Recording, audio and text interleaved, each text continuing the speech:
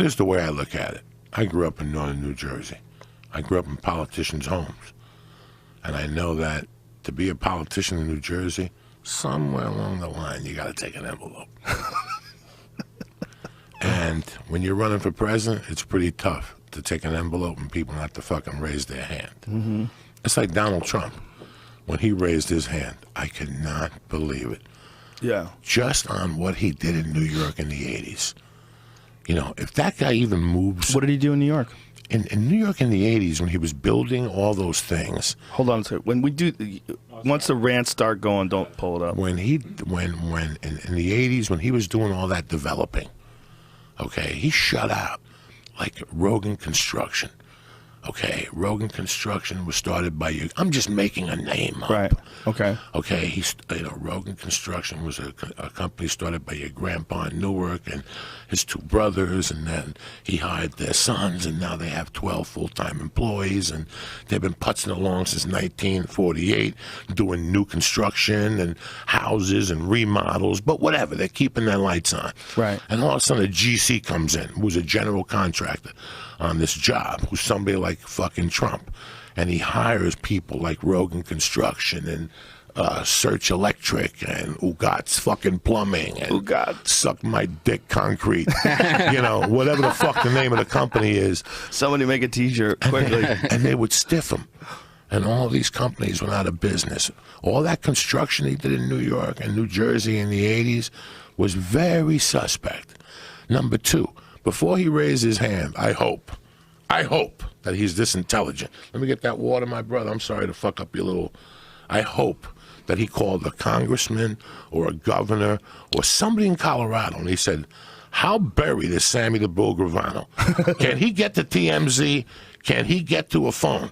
Because all those deals he had going on in the 80s, he was in bed with the Mafia. It doesn't take a fucking genius to tell you that. Okay. A dumpster, the one that Johnny Reed fell in when he tried to commit suicide. You know those dumpsters you guys see? Yeah. A square dumpster. Mm-hmm. To get one in Colorado in 1987 was $200 for the day. You know what that same dumpster was in New York in 1987? $2,200. That's how high the construction costs were. Some of it were the Mafia tax. Well, there was a lot of organized crime. Tons of organized crime. So somewhere along the line, this Trump was in bed with organized crime. Had to be. Had to be. That's the Trump Plaza, Atlantic City. Just look at the locations. I never thought of this. I always thought of this. I always knew this idiot could not raise his fucking hand. And if anybody is smart, go to the Sammy the Bull book. He talks about it in not so many ways. Really? So I guarantee the feds have their files. And as soon as this guy moves up a little bit, they're going to go, take a look at this. This is what Sammy the Bull told us. How can we take care of this? A donation to the fucking Abafangul company of fucking blind kids, whatever the fuck it takes. Because this guy was the major contractor in New York in the 80s. All these small businesses, he put their lights out. You know how I know? I'll tell you how I know, for a fact. When I got locked up, one of the conditions of me getting out was I had to get a job. To alleviate the state of Colorado, my attorney came up with this paperwork. Listen, if you let him out, he'll leave. Not next week. Not tomorrow. We got a plane for him. As soon as he gets out of your fucking jail, we'll take him out of New Jersey. We'll get him back to New Jersey.